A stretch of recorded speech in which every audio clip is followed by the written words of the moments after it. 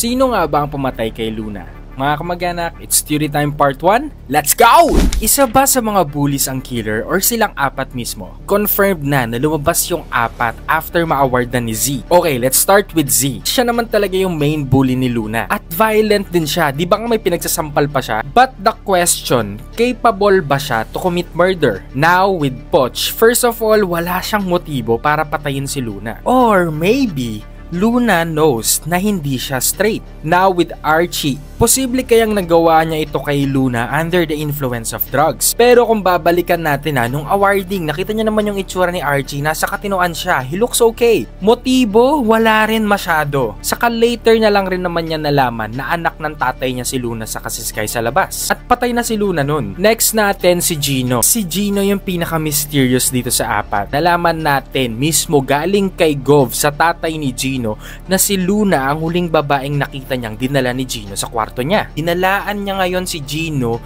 na sana wag maulit yung nangyari kay Luna dito kay Sky. Kumbaga yung context, natakasan na nila or nagawan na nila ng paraan kung ano man yung nangyari kay Luna. Kaya ngayon ang worry ni Gov na baka maulit daw ito kay Sky at baka hindi na nila magawan ng paraan. So ang thinking nyo siguro dito, iniisip nyo na baka si Gov o kaya yung pamilya ni Gino ang may pakana ng pagkamatay ni Luna. Pero balikan natin yung character mismo ni Gino. Sa tingin nyo, kaya niya bang manakit ng babae? Galit nga siya sa tatay niya, diba, na sinasaktan yung nanay niya. Tapos sa tingin nyo, kaya niyang patayin or saktan si Luna? Kasi ako, I believe na may relasyon talaga si Luna saka si Gino. Now, eto na. Posible kaya yung natakasan nila dati o yung nagawa nila ng paraan ay yung pagbubuntis ni Luna. Yes, posibleng buntis si Luna. Hindi na nila po problemahin pa o iisipin pa yung pagbubuntis ni Luna kasi nga namatay na siya. At ito I think kaya rin binayaran ng nanay ni Gino yung tuition ni Sky kasi feeling ko alam nilang buntis si Luna eh. Parang it's the least that they can do to help Sky.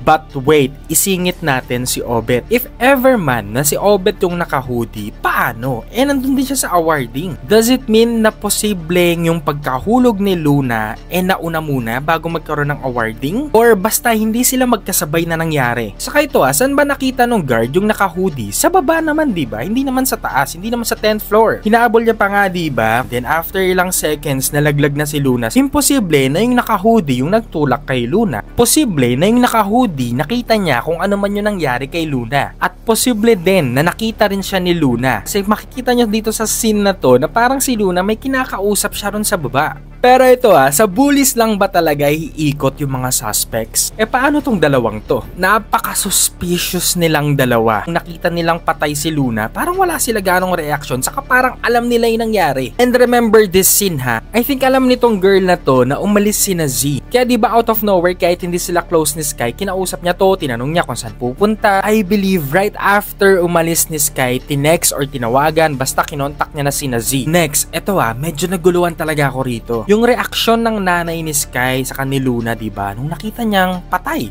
si Luna. Bakit alam niya agad na si Luna yung namatay? Dumating siya sa scene na worried agad siya, alam niya na agad, nagsisigaw na agad siya. Si Sky nga hindi rin agad nakareact Even si Harry Aguero, diba? Pagtingin niya pa lang sa bangkay, hindi pa siya gano'ng nag-react. Nag-react na lang siya nung nakita niya yung mukha ni Luna. Pero bakit si Tanya, na nanay nila, todo react agad kahit hindi niya pa nako-confirm kung si Luna nga ba talagang namatay? By the way, mga kamag-anak, marami pang mga sikretong dapat na mabunyag sa mga side story dito sa Senior High, hindi lang dun sa pagkamatay ni Luna. Pag-usapan natin yan sa kayong mga iba pang possible suspect sa part 2. Yun lang mga kamag-anak, let's go!